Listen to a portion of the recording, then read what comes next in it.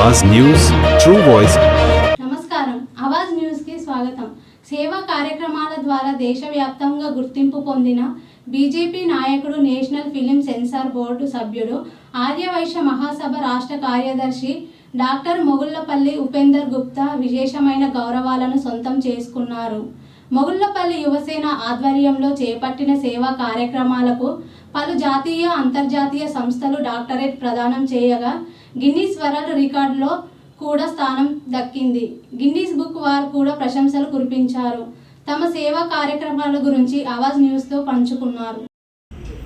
బీద వారికి అంటే ఆర్థికంగా వనరులు లేక పిల్లలు నచ్చి వాళ్ళ అమ్మ నాన్న నచ్చి సాంప్రదాయబద్ధకంగా 220 పెళ్ళిళ్ళు చేశాము। పెళ్ళంటే ఏదో దండలేసుకోవడం కాదు, వారికి హాలు, కుర్చీలు, పందిరి, 2 పుస్తలు, బట్టలు, భోజనము, పురోహితుడు, హిందూ సాంప్రదాయ ప్రకారము పూర్తి వివాహం చేసి వారికి ఇప్పటికి 220 పెళ్ళిళ్ళు చేయడం జరిగింది। 220 పెళ్ళిళ్ళు అంటే నాటి జోక్ కదన్నా, ఇంత అడ్మినిస్ట్రేటివ్ కావాలి, ఇంత ఫండ్స్ కావాలి, మరి అది మీ కొత్తలు ఎలా అయింది? ఇదంతా మా మొగుళ్లపల్లి యువసేన, నా మిత్రులు, బంధువులు, స్నేహితులు వారి ఆర్థిక సహాయంతో వారు నేను అడిగిన వెంటనే ఒక పుణ్య కార్యక్రమం కాబట్టి వారు మెచ్చి కార్యక్రమంలో పాల్గొని నన్ను ప్రోత్సహిస్తూ ఇలాంటి కార్యక్రమాల్ని చేసేందుకు నాకు సహకరిస్తున్న నా దాతలకు మీ ద్వారా నమస్సుమంజి తెలియజేస్తున్నాను। మీ షీల్డ్స్ చూస్తేనే తెలుస్తున్నాయి అన్న మీరు ఎన్ని కార్యక్రమాలు చేపట్టినా అని చెప్పి, మొత్తం ఆఫీస్లో పట్టలేనన్ని షీట్స్ ఉన్నాయి, దాన్ని బట్టి అర్థం చేసుకోవచ్చు। మీకు ఏమనిపిస్తుంది అన్న, 220 పెళ్ళిళ్ళు చేసారు కాబట్టి మీకు ఇంకా ఇంత గొప్ప కార్యం చేసారు, మీకు ఎలా ఫీల్ అవుతుంది? తృప్తి అనేది మనం ఎంత చేసుకుంటే అంతే ఉంటుంది, సంతృప్తి అనేది చాలా పెద్ద విలువైనది। ఎందుకంటే భగవంతుడు నాకు అవకాశం ఇచ్చాడు, బీదలకు వివాహం చేయడం అనేది చాలా అదృష్టంగా భావిస్తా। ఎందుకంటే అన్ని విధాలుగా ఉండి ఒక పెళ్లి చేయాలంటేనే ఈరోజు చేసుకునే పరిస్థితులు లేరు కాబట్టి భగవంతుడు నాకు అవకాశం ఇచ్చాడు। నిజమైన బీదలకు వారికి దగ్గరుండి వివాహం చేయడం అనేది నా పూర్వజన్మ సుకృతంగా భావిస్తున్నా। ఎందుకంటే వివాహ బంధం అనేది మన జీవన విభాగంలో చాలా ముఖ్యమైన ఘట్టం। ఈరోజు ఇన్ని కోట్ల జనం జనించడం అంటే ఒక దాంపత్య జీవితం ద్వారానే ఆ దాంపత్య జీవితాన్ని మనము ఏర్పరిచి వారికి వివాహ బంధాన్ని ఏర్పరచడం అనేది నేను చాలా సంతోషంగా ఫీల్ అవుతున్నాను। ఒక సీనియర్ రాజకీయ నాయకుడిగా ఒక బీజేపీ పార్టీలో చేరు, మీ చేసిన సేవలకు గుర్తింపుగా నేషనల్ ఫిలిం సెన్సార్ బోర్డుకి సభ్యులుగా ఎన్నికైనరు, ఇటు సేవా కార్యక్రమాలు చేస్తారు, అటు ఆర్యవైశ్య మహాసభ కార్యదర్శి, ఇన్ని రోల్స్ని ఒకే మనిషి చేయగలుగుతున్నాడు, మీరు ఎలా చేయగలుగుతున్నారు ఇన్ని కార్యక్రమాలు?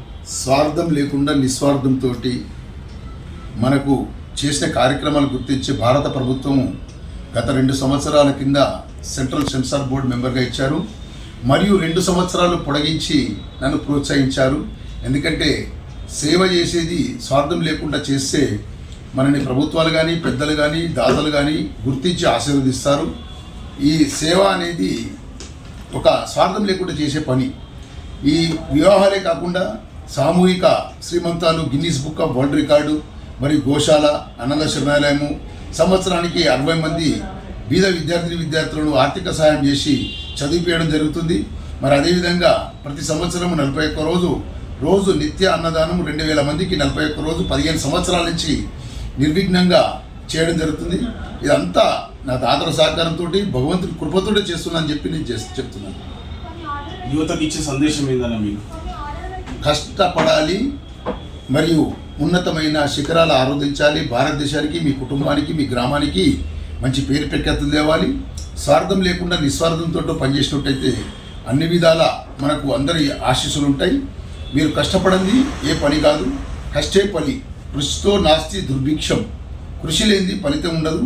కృషి చేయండి, ఫలితం పొందండి, దేశానికి, మీ కుటుంబానికి ఆదర్శంగా ఉండి మంచి పద్ధతుల ద్వారా చెడు పద్ధతులను విస్మరించి మంచి కోసం పోరాడితే ఎప్పటికైనా జయం విజయం మీకు కలుగుతుందని చెప్పి యువతకు కోరుతున్నాను। రాహుల్ గాంధీ ఒక ప్రధానమంత్రి స్థాయిలో ఉన్న ఒక ఉన్నతమైన వ్యక్తిని ఓట్ చోర్ అని అంటున్నాడు, దీని గురించి మీరు ఏం మాట్లాడతారు? రాహుల్ గాంధీ పరిపక్వత లేని ఒక రాజకీయ నాయకుడు। దానికి ఒక ఈసీ అనేది ఎలక్షన్ కమిటీ అనేది ఉంటుంది, కేంద్రంలో రాష్ట్రంలో కూడా ఉంటుంది। అది ఒక ఉద్యోగి దానికి సంబంధించిన వాళ్ళు ఉండరు, వివిధ సంస్థల నుంచి రెవెన్యూ డిపార్ట్మెంటు, టీచర్స్ డిపార్ట్మెంటు, అన్ని డిపార్ట్మెంట్ల నుంచి ఉద్యోగులను తీసుకుంటారు. వారికి ఒక 10 రోజుల ముందు ట్రైనింగ్ ఇచ్చి ఎలక్షన్ నిర్వహిస్తారు.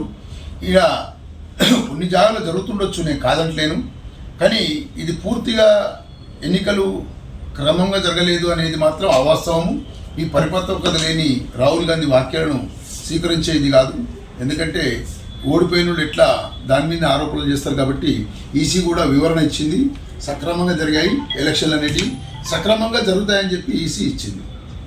ఓకేనా, మీ అమూల్యమైన సందేశాన్ని ఇచ్చినందుకు మా ఛానల్ తరపున మీకు కృతజ్ఞతాభివందనాలు. మరి ఉన్నతమైన పదవులు చేపట్టాలని మీకు ఏ మీడియా సపోర్ట్ కావాలన్నా మా ఛానల్ మీ వెంటనే ఉంటుంది.